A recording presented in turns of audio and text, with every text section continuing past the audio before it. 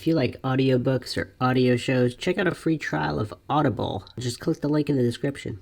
You are listening to MINDSHOCK True Crime.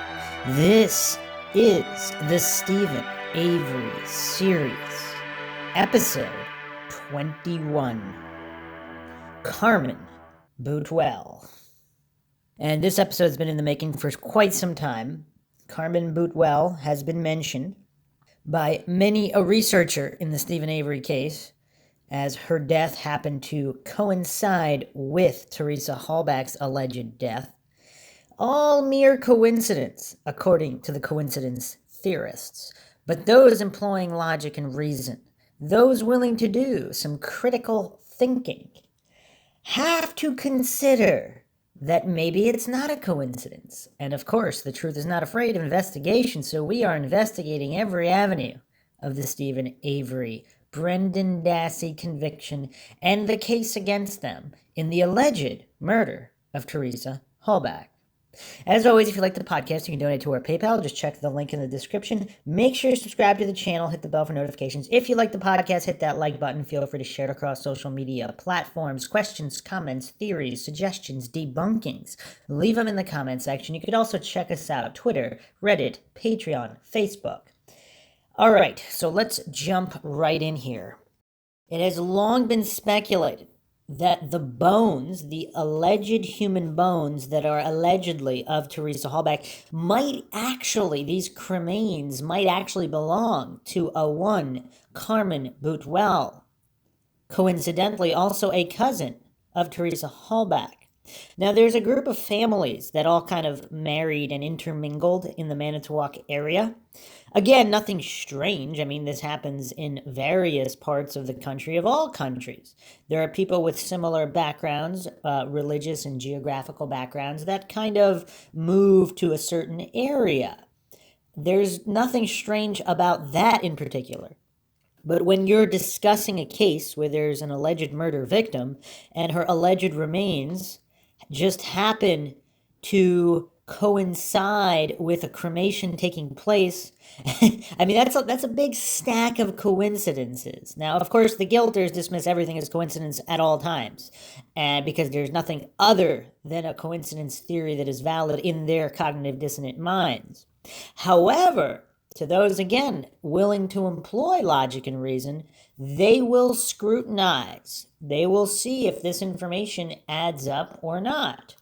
They will see if you build a house of cards on something that is just corruption and lies and so-called evidence that's not real evidence, when that base layer of this house of cards is examined and it doesn't hold up to logical scrutiny. What does that mean?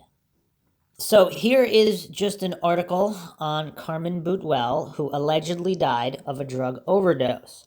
We will see some familiar names in the investigation, and we will see some interestingly overlapping timelines. This is an article from the Herald Times Reporter, published June 7, 2014, Drug Death, A Painful Memory. Manitowoc. Judy Wilson of Manitowoc has lived with a mother's sorrow, guilt, and anger for a long time. A recovering alcoholic, Wilson watched her daughter take the same destructive path she had once stumbled down until a deadly mixture of drugs and booze ended her daughter's life more than 8 years ago. Carmen Boutwell was 24. For a long time, I felt that I could have saved her if I hadn't been caught up in my own disease, she said. That was my baby girl. She had a big heart. She just made a wrong decision, and it killed her. Wilson has also been carrying around anger that no one was ever brought to justice for providing her daughter with drugs.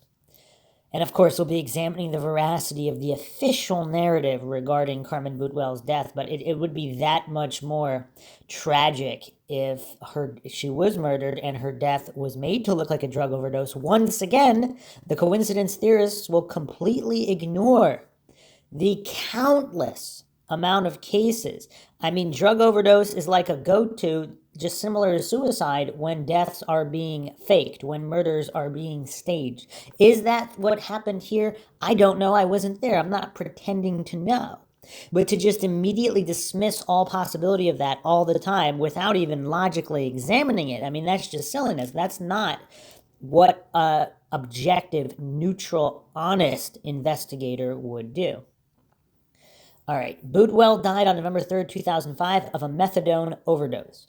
Alcohol was contributing factor according to the Manitowoc County Coroner's Office.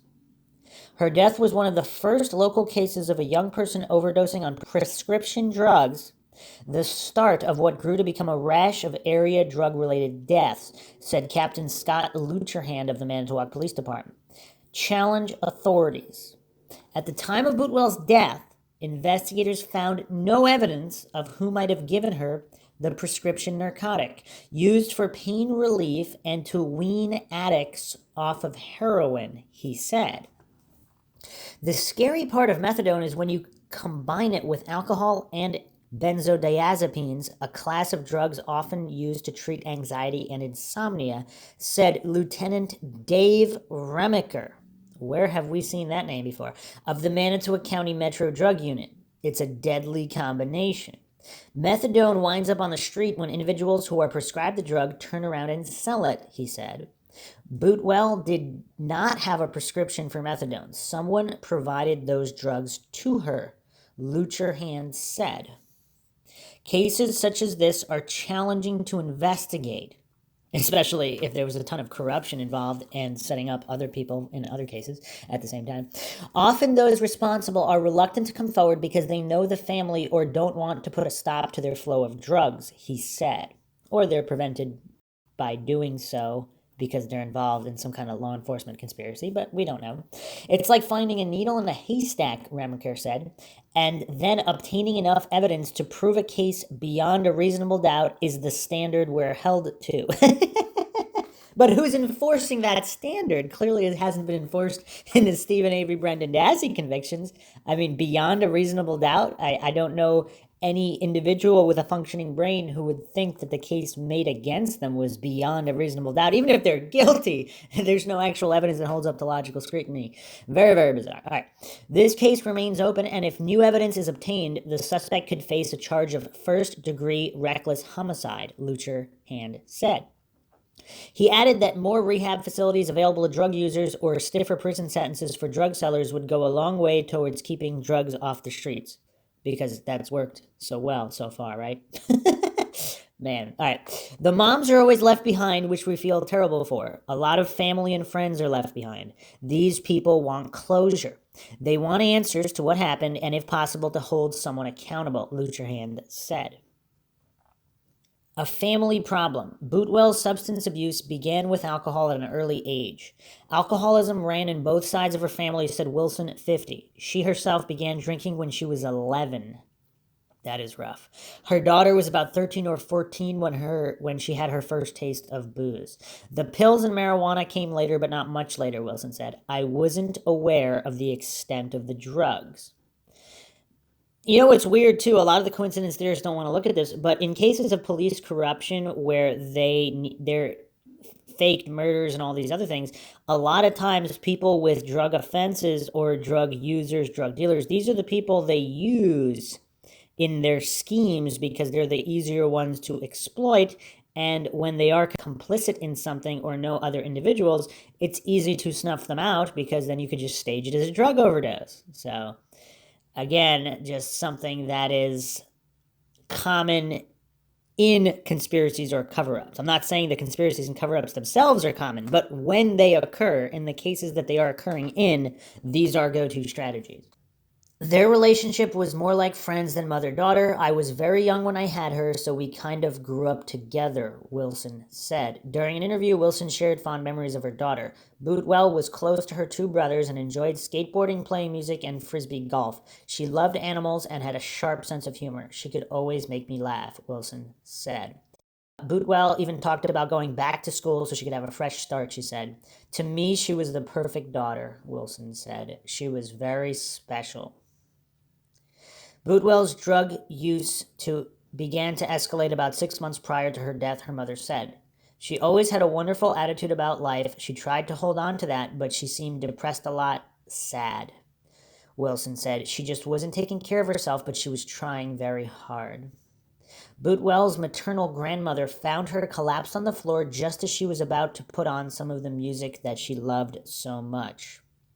Here, this beautiful, beautiful woman who never hurt anyone had this addiction, Wilson said. She abused drugs, she had a disease.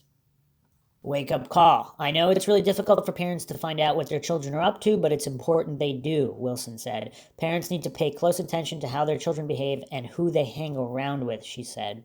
That's what parents are for, not to be their friend, Wilson said. I made that mistake trying to be Carmen's friend, and it cost a life. Sharing her story is one way of not only helping others, but be aware of the dangers of drugs and alcohol, but also of finding that closure for herself. She takes one day at a time and keeps track of the days that she has remained sober. I know Carmen would want me to be sober, Wilson said. All right, so obviously a very, very tragic case, particularly, again, if it was a murder staged in this way. And even if it wasn't, again, let's not fall for black and white fallacies, because we are going to be examining some connections with the funeral home, Manitowoc County law enforcement, and these similar individuals involved in these investigations. If this really was an accidental drug overdose,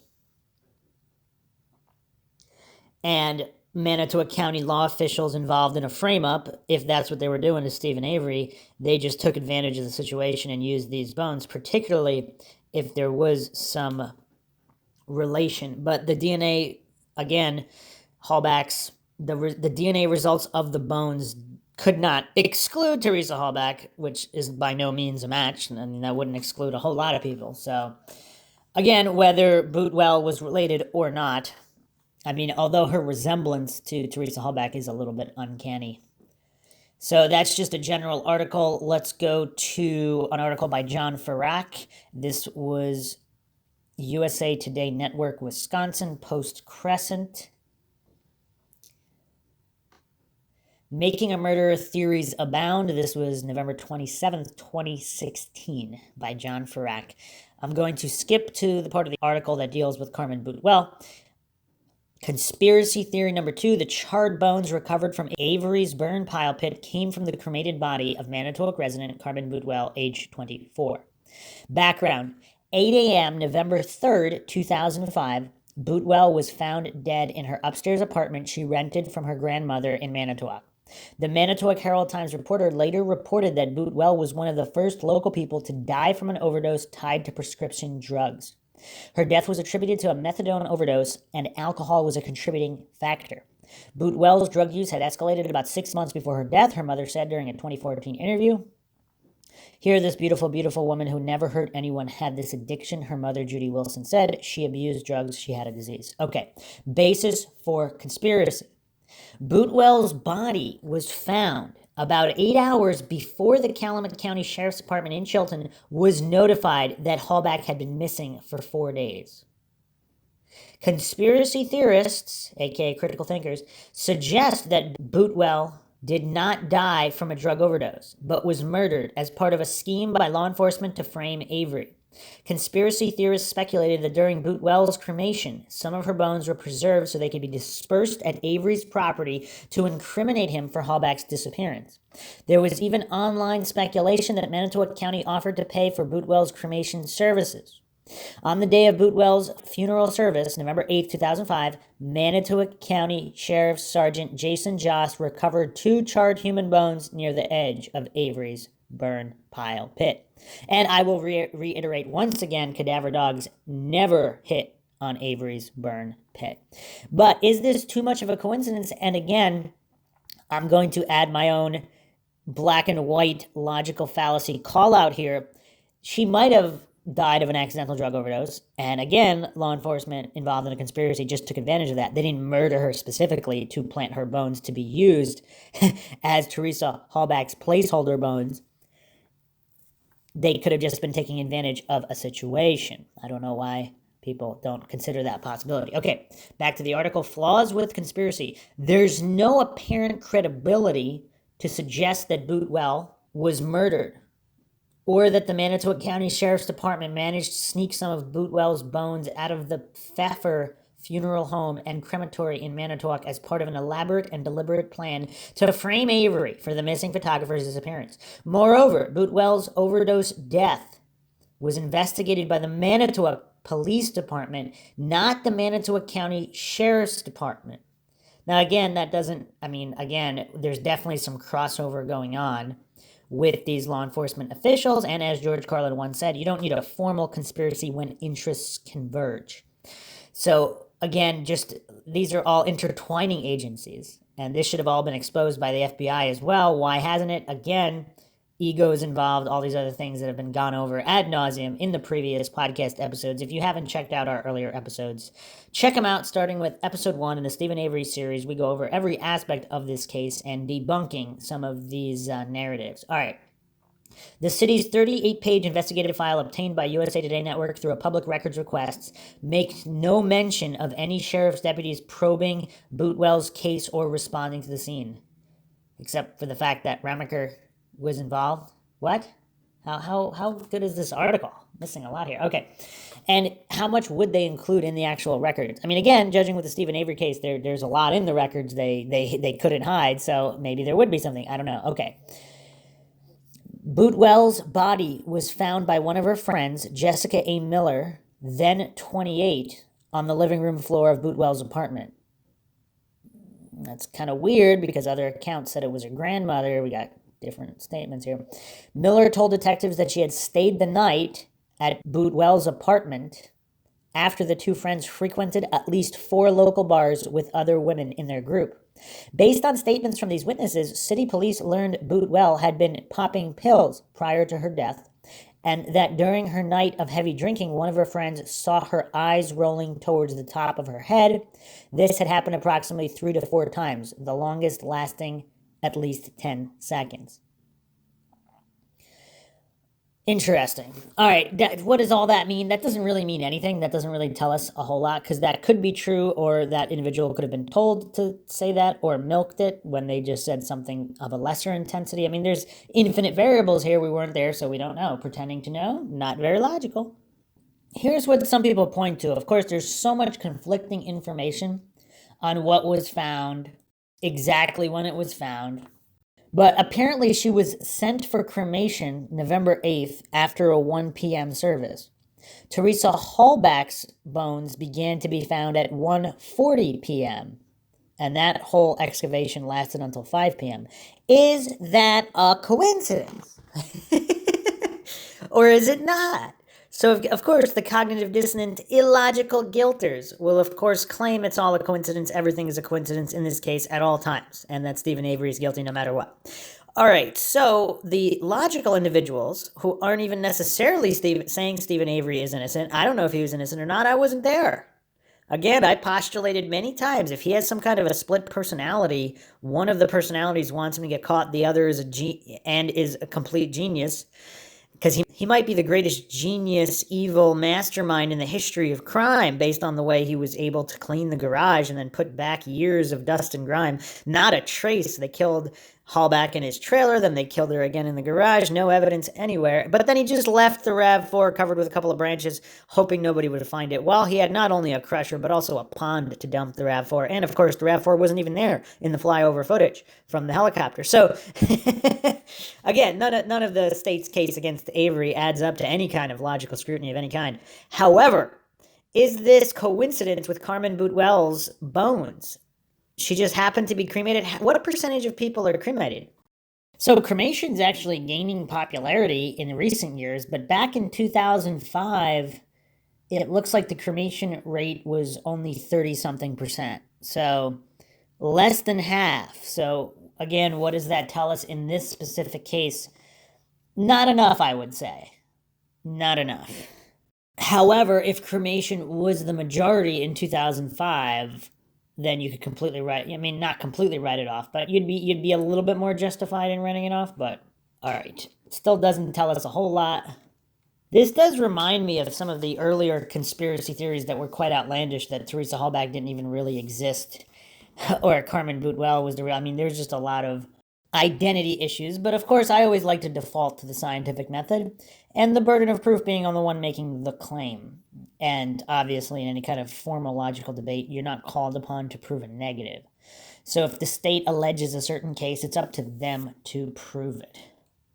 So, of course, one of the darkest theories regarding Carmen Boutwell and the drugs is, of course, that there is a prominent Manitowoc doctor who was facing quite a few charges for prescribing methadone.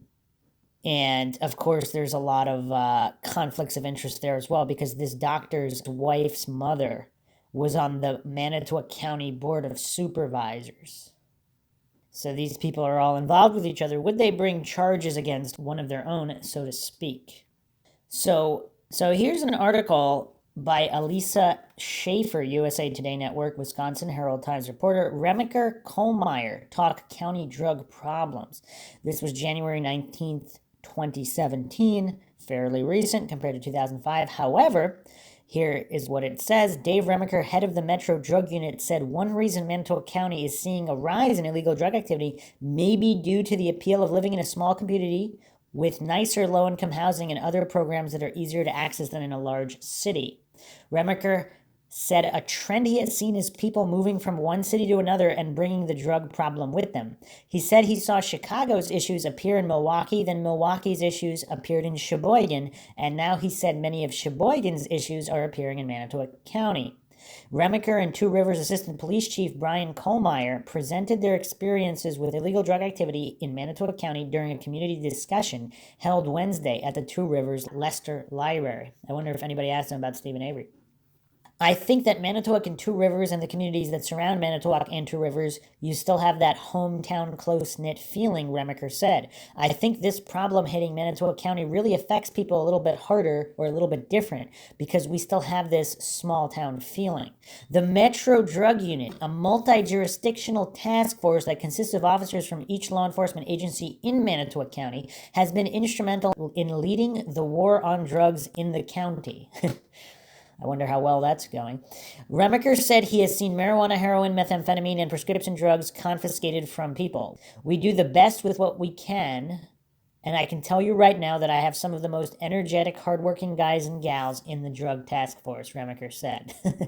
In one high-profile case, the Metro Drug Unit contributed to the investigation into former Holy Family Memorial physician Dr. Charles Zyman for overprescribing pain medication. Zyman was charged with 19 counts of drug trafficking, to which he pleaded not guilty in June. During Wednesday's presentation, Remaker talked about how a certain physician's name would come up in connection to overdoses over and over again, but he struggled with how to investigate a doctor. Sounds like Remaker doesn't know how to do honest investigations then. I just got sick of going to overdose death cases, and we finally reached out to somebody and gave it a try, and we took that person out of practicing, Remaker said. He said he saw a huge impact on the community from this doctor's practices. I think that had a huge effect on this community because the quantities of prescription pain medications, opiates, narcotics that were leaving that medical facility and those physicians were astronomical, Remaker said. He said he hopes that incident sent a message to other physicians in the area, but he still sees a lot of people and even high school students illegally acquiring prescription medications. Wait, is he saying that criminals don't follow laws? Or people that want to do drugs aren't going to pay attention to the law? That's kind of weird. It's a revolutionary concept, Remaker. All right. So he admitted that he didn't know how to investigate a physician, so he just let this physician overprescribe and cause all these deaths until there was a certain point of outrage where he decided to just take the doctor out of practice. That's an interesting admission by Remaker. I mean, how much blood is on Remaker's hands just in allowing this, just refusing to investigate him because he didn't know how to investigate him? That's kind of bizarre for such a veteran investigator such as Remaker. I mean, very, very weird. And of course, he was the one who, in quotes, investigated Carmen Boutwell's death. Very, very bizarre. And then, of course, the case is unsolved. Remaker's quote, "It's like finding a needle in a haystack." And then obtaining enough evidence to prove a case beyond a reasonable doubt is the standard we're held to. Also, if this physician was connected to Manitowoc County law enforcement, corruption, and all these things, perhaps the club that Dave Begotka talks about. All of these officers involved. So we really don't know what's going on in Manitowoc County. In Corruptowok, as many people have affectionately named this county. You know, it's weird, like how many other people were cremated on that day that Teresa Halbach's bones were found? I mean, I'm just saying, it's just, to just write it off as sheer coincidence without investigating, it seems bizarre. And then, of course, a lot of rumors around Carmen Boutwell. Apparently, she was one of the dispatcher's neighbors. And I believe people were saying online, I don't know if this is true or not, this is the same funeral home that the Kusariks use. And of course, there's not 10 million different funeral homes, so that indeed might be a coincidence. So let's dig a little bit deeper and see if we can find some similarities with this case and the case of Gregory Allen, police CI. So this is actually from a very astute researcher, posted a few years ago on TikTok Manitowoc, an excellent subreddit on the case. One thing I've come to learn in this case, there are no coincidences. On a whim, I decided to look up Carmen Boutwell's arrest record and found some very strange anomalies and more coincidences that could only come from the Twilight Zone of Manitowoc County. I know many think this idea is absolutely nuts, and I did too until I actually started looking into it. There are certain events that lead people to look into Carmen Boutwell's death in the first place, and the timing of her death is just the tip of the iceberg. I started looking into it to eliminate and debunk this whole idea, but found even more coincidences that I simply could not ignore. The craziest thing about all this is the more you try to debunk it and the deeper you go, the weirder it gets. If you give this topic just a little bit of time and attention, you will begin to understand just what it is that has people concerned. Let me explain and break it down. If you have trouble following, bring up the screenshot of Carmen Boutwell's arrest record as you read along. Carmen Boutwell was coincidentally arrested 2 weeks prior to Teresa Halbach's murder, or alleged murder. Carmen Boutwell had been arrested on a minor drug charge that occurred in July 2005, yet she was served a warrant on October 12th, 2005. 19 days before Teresa Halbach goes missing. It appears she didn't show up for her hearing from the arrest in 7/2005, so the warrant was issued in October. If you take some time and look up the info from this 7/05 arrest, it doesn't make any sense, but that is for another post. Okay, October 17th, 2005, she demands a preliminary hearing, and it was set for October 26th, 2005, 5 days before Teresa Halbach goes missing. Side note, this scheduled preliminary hearing oddly occurs on October 25th, not the 26th as scheduled.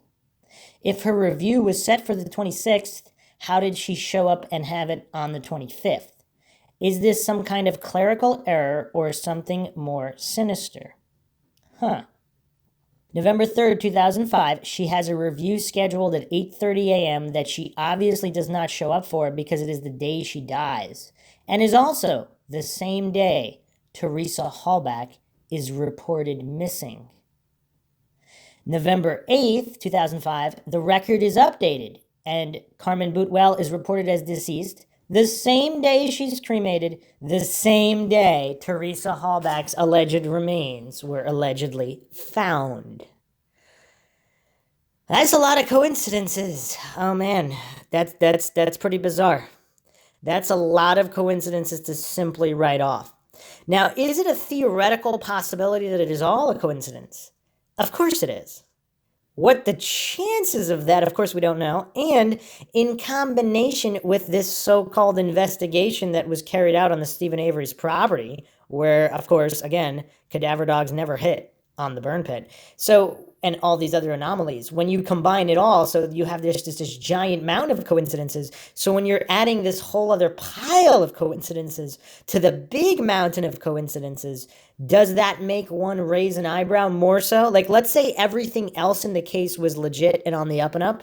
Then this Carmen Boutwell situation, you'd still raise your eyebrow, but it wouldn't seem as strange if there was nothing else strange in the case. But when the case is nothing but strange oddities, then this is just an additional oddity or series of oddities. But wait, so let's go back to this post. But wait, that's not even the weirdest part. Let's get even more mind shocked. This podcast is going to leave a lot of people mind shook. At Carmen Boutwell's October 13th, 2005 bail bond hearing, she is ordered to have no contact with a man named Gary Cree. Out of curiosity, I looked up his criminal record. The man is a terrible seed in Manitowoc with a very large criminal history and reminds me of Gregory Allen. Just some of his charges include burglary, robbery, battery, assault, writing bad checks, escaping from jail. The list goes on, felonies galore. How and why this man was still roaming the streets free is beyond me. He should have been locked up in the state prison just like Gregory Allen back in '85, but for some reason, it appears he is treated with leniency. Below, I have outlined the criminal record of interest regarding Gary Cree. Again, the dates cannot be more coincidences. It's worth noting I have no idea Carmen Boutwell's relation to Gary Cree. I have heard people call him her boyfriend, but I have no way to prove that. The point is they were connected in some way aside from the no contact order from this report. And this is Manitowoc County case number 2005 CF000352. On October 7th, 2005, he has a bail bond hearing where it is decided that the matter is continued for initial appearance on October 31st, 2005 at 2:30 p.m. The date and almost exact time Teresa Halbach was to be at Avery's and never seen or heard from again. If he is in custody, what is the big deal? It's important to remember in 1985, Vogel tried to create an alibi for Gregory Allen, but eventually got caught.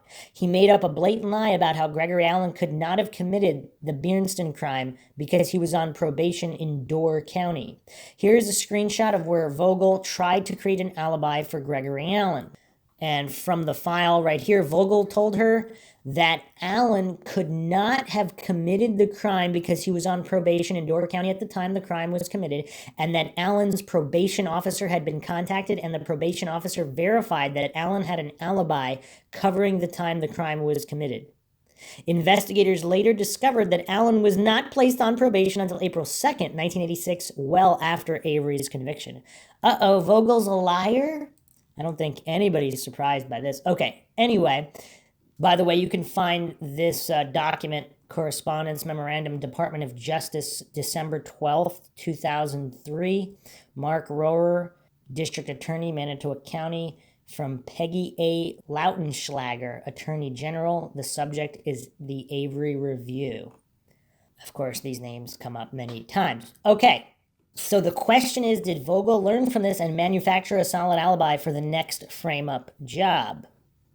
One that could be verified on the record, considering all these coincidences and the behavior of the men who framed Avery the first time. One has to ask these questions. Interestingly, there is a note on Gary Cree's record that says duplicate original delivered to Sheriff Peterson. Why does it say this? Why is this being sent to a good old boy? It is also worth noting on October 31st, 2005, Gary Cree's failure to report to jail was reduced from a felony to a misdemeanor. He was also able to leave jail during normal hours under Huber law. Note on Huber law, any person sentenced to a county jail for a crime may be granted the privilege of leaving the jail during necessary and reasonable hours for any of the following purposes: seeking employment or engaging in employment training, working at employment, performing community service work, self-employed occupation including housekeeping and attending the needs of the person's family, attendance at an educational institution, medical treatment, etc. That's really bizarre. Now, in the case of, let's say, non-violent offenders or where there were no injured parties or drug charges, things of that nature, that's all perfectly reasonable. But in cases of assault or any of these other countless felonies that this guy's in prison for, that's bizarre. So even though Gary Cree was supposedly in custody, he could come and go as he pleased from jail. And that's another thing, too. In a lot of these cases, coincidence theorists might dismiss certain suspects as saying, oh, well, they were supposedly in jail for the time. Well, again, when you logically examine, if you don't take that on blind faith as gospel truth, and you logically examine further, for example, with this Huber law, you can find so-called holes in a lot of these theories. So to just be religiously dogmatic about certain aspects of certain cases, that's just silliness. And that's why the MINDSHOCK podcast exists, where we won't fall for such logical fallacies. So here we go. So even though Gary Cree was supposedly in custody, he can come and go as he pleased from jail, which is odd considering his record. He is a repeat offender and should not be given these privileges in the first place. He has a history of escaping because of these privileges, yet they give Huber privileges again anyway. So again, this is why some people think that he was a CI, similar to Gregory Allen, who had his surveillance pulled coincidentally during the Penny Berenson assault. Because so he was being monitored for long periods of time, but just not during that time. Very, very bizarre. All right. Now, with all this being said, I think we can agree it is quite odd both these individuals were in contact with law enforcement and have very questionable dates and times on their records that correlate perfectly with the disappearance and death of Teresa Halbach, or alleged death of Teresa Halbach. How can we say this is some kind of a coincidence? Quite honestly, it would be foolish to write this off because it's just too wacky. We need to question all this until we get answers. The main question I have was Gary Cree, the big dog's new Gregory Allen. If you have been paying attention to recent news, you will know that Wisconsin is swarming with corruption. I'm not sure what is going on, but I find it all too convenient. Gary Cree was presumably in court at 2:30 p.m., October 31st, 2005, almost the exact time Teresa Halbach was murdered. Seems like a good alibi if that is in fact what is going on here. I mean, wouldn't that be easy to verify, though? I wonder if our astute online researchers can track that down so that anybody can verify that Gary Cree was physically present in court at that time. After discovering all this, there is no way we should dismiss it as nutty without even seeing the issues. Like I mentioned earlier, I thought it was so nutty, I started looking into it to shut people up and flat out debunk it, but needless to say, I cannot even remotely do that. I've tried letting this go, but I just cannot do it. At this point, there is some kind of connection between these people and with the death of Teresa Halbach. The question is what? Speaking of odd criminal records, according to Dietering in the CASO report, page 13, George Zipperer had a domestic violence charge on his record, yet Coburn's phone call to dispatch, they tell Coburn Zipperer has a disorderly conduct criminal record. If you look at Zipperer's criminal record, you will find he has no criminal charges in his history whatsoever. How on earth is someone's criminal history wiped clean? Is law enforcement abusing their power and arresting people under false pretenses to frame them? Likewise, are they using these false arrests to bargain with those with criminal records so that their records are somehow cleaned up if they comply? It's a valid question at this point. If you don't think it is, you haven't been paying attention. All right. So a lot of bizarre things there. We don't know Carmen Boutwell's boyfriend history, the friends she hung out with, any of those issues.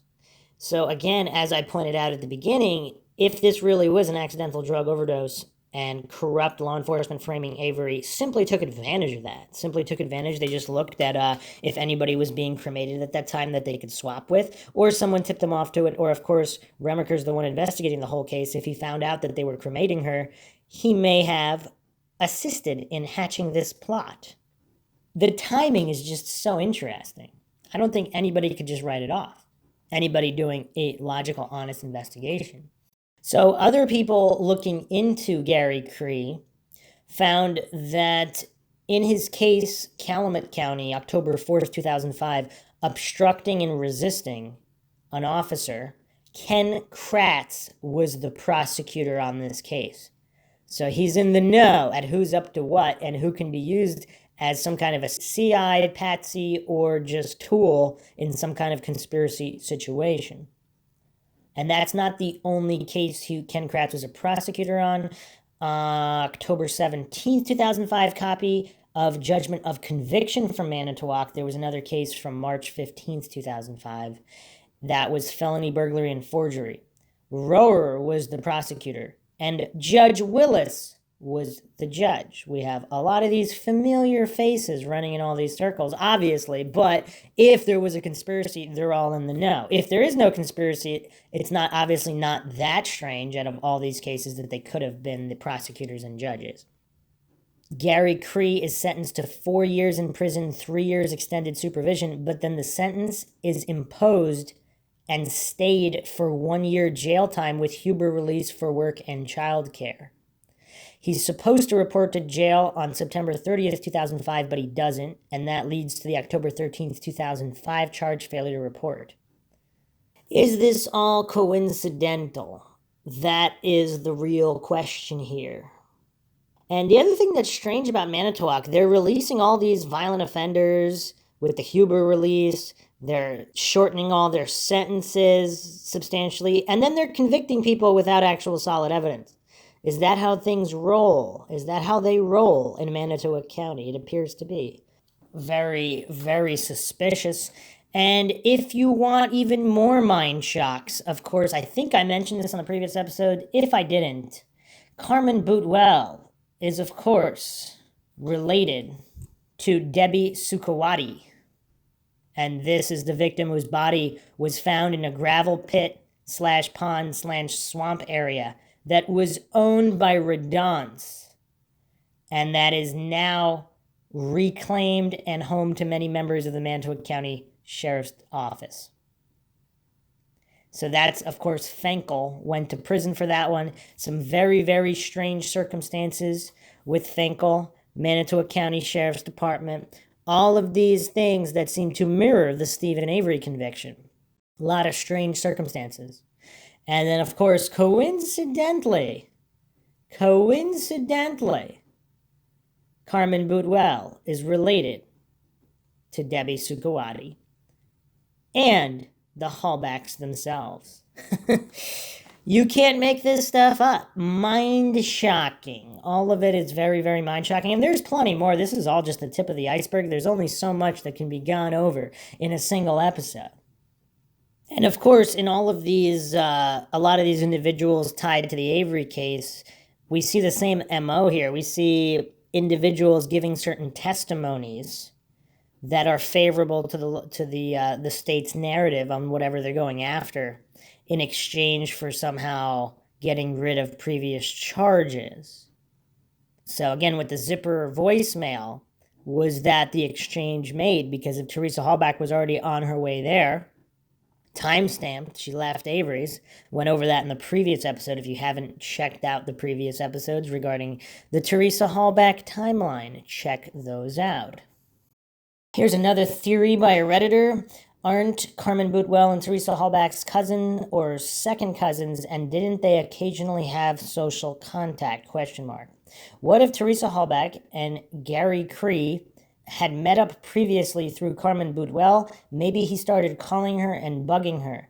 What if Teresa Halbach and Carmen Boutwell planned to hang out on October 31st since she was going to be in the area? Maybe Gary Cree shows up, bad things ensue.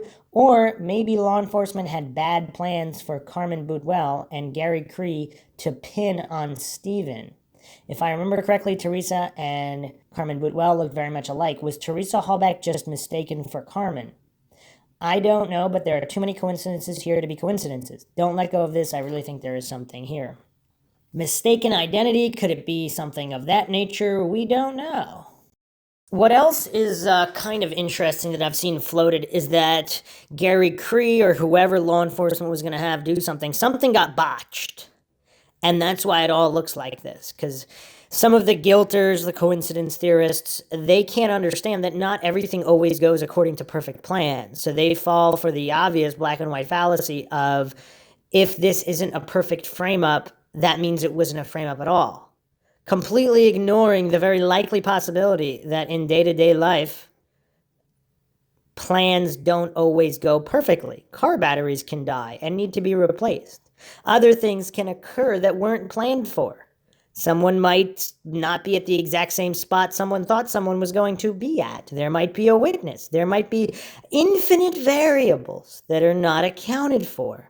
And how would that kind of situation spin out, and how would it need to be covered up? So it does seem kind of clear that we're not working with all super competent people here.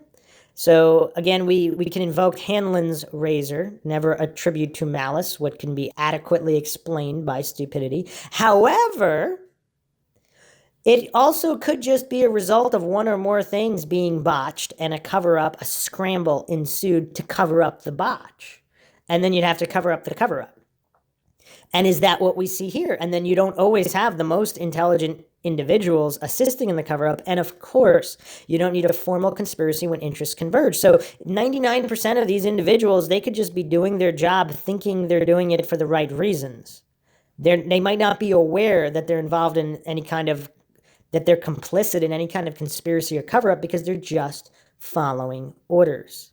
Again, guilters and coincidence theorists, they need to really study the history of how conspiracies are carried out involving law enforcement, not involving law enforcement. It's just the basics of conspiracies and frame-ups, and how 99% of the totem pole, so to speak, the chain of command, they're not knowingly involved and engaging in a conspiracy and cover-up of a crime or a frame-up, because they really think it's on the up and up, and they're just doing what they're told.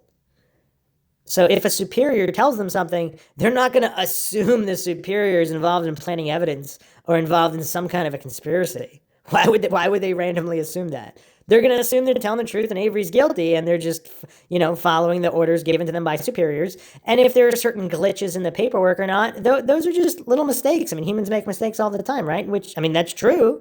So again, everything comes back to 99% of the people involved not knowing what was really going on. I mean, they can grow suspicious, of course, but how many people in their shoes would really try to blow the whistle on anything? So again, and especially if a lot of the higher ups are all friendly with each other, you'd get buried for trying to bring something like that to light. And if they knew certain people weren't team players or might not be team players, like the coroner that wasn't even allowed at Steven Avery's burn pit when remains were discovered, because maybe she would know something was up, if she wasn't part of their insider club, they might not risk having her out there. Just saying. So, of course, just a quick overview again, in order for there was no bonfire even reported. If you go back through the so-called evidence episodes on MINDSHOCK, we go over the legend of the bonfire, how nobody saw any bonfire, then it got bigger with time as coerced testimonies progressed. So, if Teresa Halbach is either still alive or something else happened to her, there are no remains. So if they couldn't convict Avery without the remains, and they conveniently had this other case on the side going on, which may or may not involve a CI in Gary Cree or any of these other weird, bizarre oddities and other connections. So they could swap out for Carmen Boutwell's bones, whether they knew she was related to Halbach or not, or how distantly related to the point where it might not matter. But it's just, it's very, very bizarre. Then, of course, the rumors of the associated funeral home with Manitoba County law enforcement, with Tom Kuceric, the sheriff at the time of Avery's first frame-up in '85. Just all of these strange oddities on whether or not law enforcement pushed for the cremation and paid for the services, or partly paid for the service, or just offered to pay and actually didn't pay. We don't know the situation there. A lot of rumors abound online. But what is bizarre is that the bones ending up the way they ended up, either being planted or whatever on Avery's, they would have had to, they were cremains basically. So the temperature of the fire, all of the physics don't add up. So if you consider that these were somehow bones that were officially cremated at a funeral home, if these were bones that were officially cremated as part of some kind of official cremation with the according equipment, with the correct equipment, that could account for the state of the bones found on Avery's. So again, always unanswered questions regarding the Steven Avery case. other rumors and allegations of Manitowoc County officials also being involved in the drug scene, the club, all these things that might tie in Boutwell. So, yes, many, many more questions than answered in the Teresa Halbach case. In the Steven Avery and Brendan Dassey convictions. MindShock will continue to cover plenty more bizarre oddities in this seemingly never-ending list of anomalies and coincidences in typical MindShock fashion, with logic and reason at the forefront. If you like the podcast, you can donate to our PayPal. Just check the link in the description. Make sure you subscribe to the channel, hit the bell for notifications. Make sure you allow your device to have those notifications come through. If you like the podcast, hit that like button. Feel free to share it across social media platforms. Questions, comments, theories, suggestions, debunkings, rebuttals, leave them in the comments section. And you can check us out on Twitter, Reddit, Patreon, and Facebook. This is Bruce McGuire signing off. Catch you guys next time.